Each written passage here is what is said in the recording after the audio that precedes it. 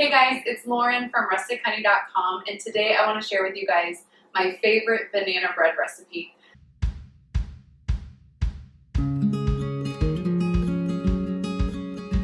This is one that has become a family favorite. It's really simple to throw together, and it continues to get raving reviews on my blog. So if you're interested, stick around. I'll go through the recipe, but don't worry about jotting down notes as we go. All of this will be on my blog as well, and I will link that recipe for you below so that you can easily grab that printable from my website.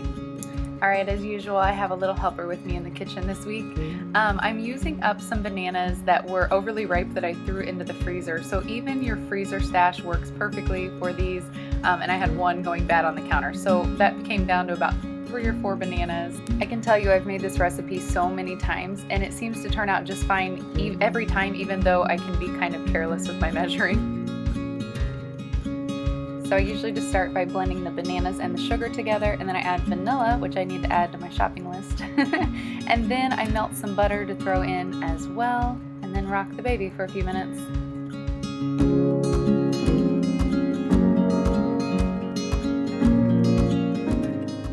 Then we're going to add an egg, some baking soda, and flour to pull it all together.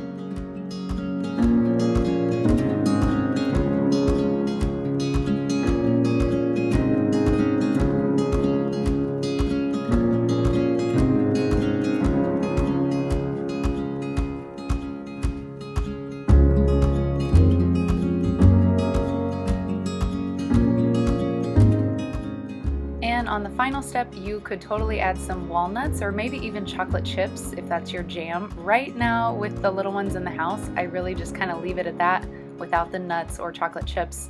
And then I will add a tasty glaze on top that makes it extra decadent.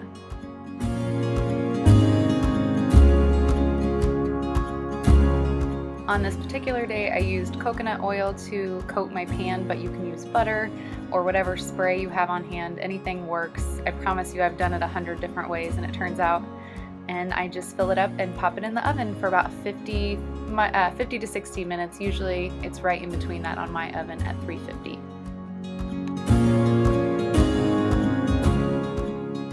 For the topping, the glaze, the best part, I take the rest of what's left from our stick of butter and I melt it in the microwave for a couple seconds, and then I add powdered sugar and vanilla, usually if I had any left.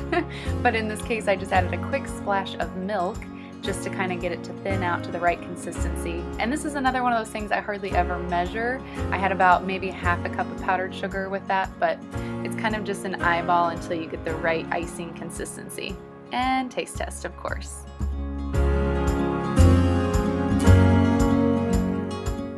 Now I just do some quick dishes and wait for my kitchen to smell amazing. Use a toothpick to make sure that the banana bread is done, and then add that glaze right on top while it's nice and hot. And oh, look at that, it just melts, and it will melt in your mouth too, I promise.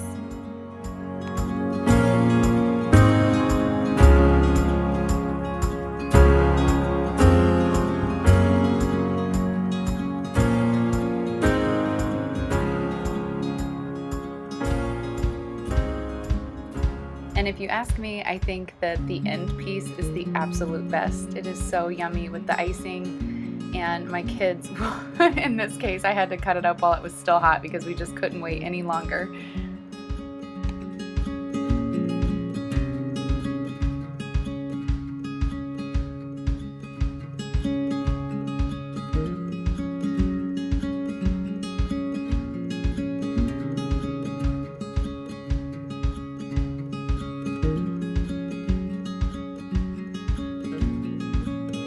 What?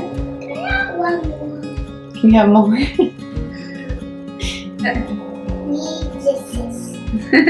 Thank you guys for watching. I hope you enjoyed the video today.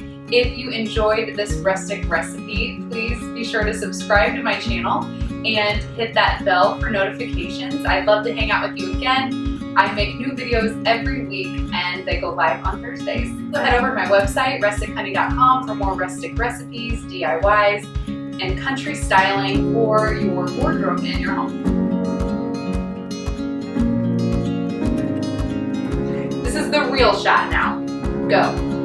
Okay, I actually mean this one's the real. This is two. Don't start. start out back.